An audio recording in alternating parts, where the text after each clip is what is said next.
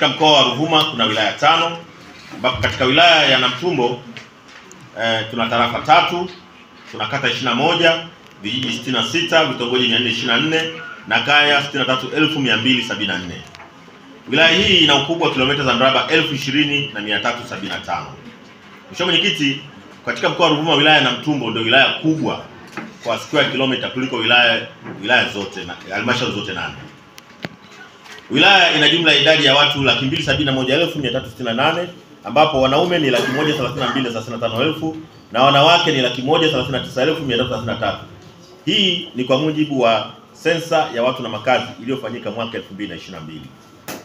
Mheshimiwa Mwenyekiti, asilimia 97 ya wakazi katika wilaya ya Namtumbo hujihusisha na shughuli za kilimo cha mazao ya chakula na biashara, wakati asilimia 3 hujihusisha na shughuli nyingine. Aidha, kijiografia wilaya ya Namtumbo kwa upande wa kusini inapakana na nchi ya Msumbiji, kaskazini inapakana na wilaya ya Malinyi ambayo ni mkoa wa Morogoro, na magharibi inapakana na wilaya ya Songea, na mashariki inapakana na wilaya ya Tunduru. Aidha, wilaya ya Namtumbo ina jimbo moja la uchaguzi la Namtumbo. Halmashauri ya Namtumbo ina jumla ya watumishi 2029, ikiwa walimu ni 1342 na watumishi wasio walimu ni 687. Kama ni jumla ya watumishi 3339 kwa kada zote. Kiambatisho katika kabrasha lile kubwa inaonekana takwimu hizo kwa undani zaidi. Mheshimiwa Mwenyekiti, nikianza utekelezaji wa shughuli mbalimbali, hiyo ilikuwa ni utangulizi tu. Naanza na kipengele cha ukusanyaji wa mapato. Kwa mwaka wa fedha 2025/26, halmashauri iliidhinishiwa kukusanya na kutumia jumla shilingi bilioni 41.4, ikiwa fedha kutoka serikali kuu na wadau wa maendeleo ni shilingi bilioni 37.3 na mapato ya ndani ya halmashauri ni shilingi bilioni 4.1 kama ambavyo inaonekana kwenye jedwali hapo chini. Mheshimiwa Mwenyekiti, ukiangalia jedwali hapo chini utaona mchanganuo jinsi ulivyo. Vyanzo hivi vimegawanywa katika makundi mawili. Katika makundi makuu matatu. Kwanza ni vyanzo visivyolindwa ambayo tunaita unprotected, ambayo makisio ni bilioni 2.9 na makusanyo halisi hadi tarehe 30 Novemba ni bilioni 1.5 sawa na asilimia 55. Mheshimiwa Mwenyekiti, nitoa ufafanuzi hapa. Kwa mujibu wa utaratibu hadi Disemba tulipaswa kuwa na asilimia 50, lakini tumefanikiwa mpaka Novemba tayari tuna asilimia 53. Kwa hiyo mwenendo wa ukusanyaji wa mapato ni mzuri katika halmashauri yetu. Vyanzo visivyolindwa.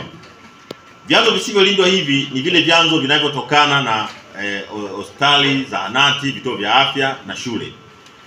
Hivi vinaitwa protected.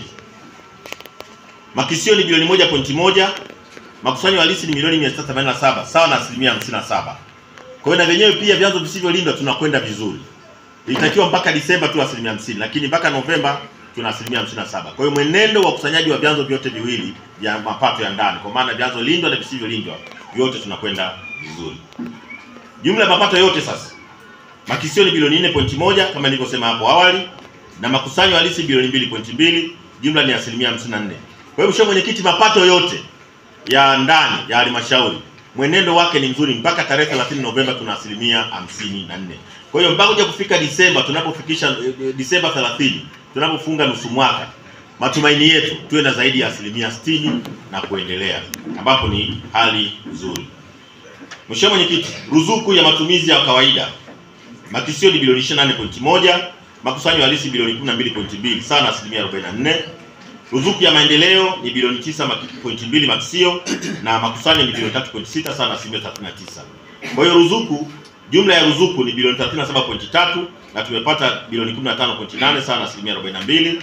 Na jumla kuu sasa makisio yote ya bajeti ya halmashauri ni bilioni 41.4 na tumepata makusanyo yote ukichukua mapato ya ndani ambayo kuna mapato lindwa, mapato yasiyolindwa, ruzuku ya matumizi ya kawaida na ruzuku ya miradi ya maendeleo.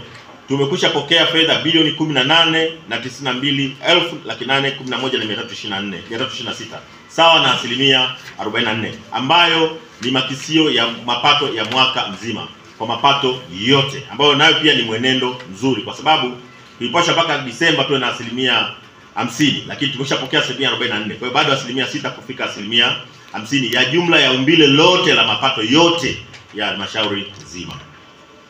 Mheshimiwa Mwenyekiti, sehemu inayofuata ni uchangiaji wa fedha za mapato ya ndani kwenye miradi ya maendeleo. Kwa mwaka wa fedha 25/26 halmashauri ilipandishwa hadhi kutoka daraja D ambayo ilikuwa ni asilimia 20 kwenda daraja C ambayo ni asilimia 40 kutokana na ongezeko la ukusanyaji wa mapato ya ndani kwa kipindi cha miaka miwili 2023-24 na 24-25, ambapo makusanyo yalikuwa ni kama yanavyoonekana hapo chini. Mheshimiwa Mwenyekiti, hii iko hivi. Katika kipindi cha 23-24 halmashauri yetu ilikuwa ni miongoni mwa halmashauri ambazo zilikuwa daraja la mwisho kabisa.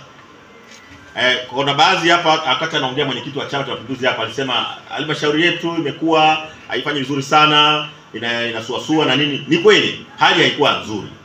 Lakini kwa jitihada ya baraza lililokuwepo na watumishi waliokuwepo, tuliweza kuhakikisha tunafanya kazi.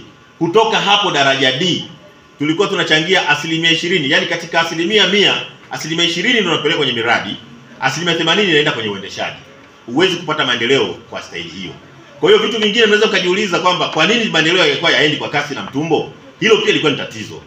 Asilimia ndogo sana ya mapato ilikuwa inaenda kwenye miradi. Kwa hiyo ingekuwa ni miujiza ambayo tungeweza kuifanya tupate maendeleo. Wakati mwingine tungeweza kufikiria tumlaumu nani? Hakuna kumlaumu, ni sisi wenyewe. Asilimia yetu ilikuwa ni ndogo sana. Kwa hiyo ilikuwa ni halmashauri ya kundi la mwisho.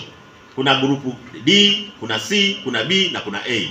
A zinachangia 70% kwenda kwenye miradi ya maendeleo. Mara nyingi utakuta ni majiji na manispaa zile kubwa. Lakini kwetu tulikuwa duni sana. Lakini tuliweza kufanya kazi, Mheshimiwa Mwenyekiti, na bahati nzuri ulikuwepo kwenye baraza lililopita. Tulitoka 20% tukaenda 40%. Na ndio tunayo mpaka sasa hivi. Lakini focus yetu ni nini sasa? Hapa ndio pa kuweka sasa direction. Kama tumeweza ndani ya miaka miwili kufika 40%, ina maana tunatakiwa twende 60%. Na 60% sio lele mama, ni kuongeza bidii ya ukusanyaji, kuziba mianya ya kupoteza mapato na kusimamia hiyo miradi vizuri ili iweze kuonekana na kuleta tija kwa wananchi tunaowahudumia.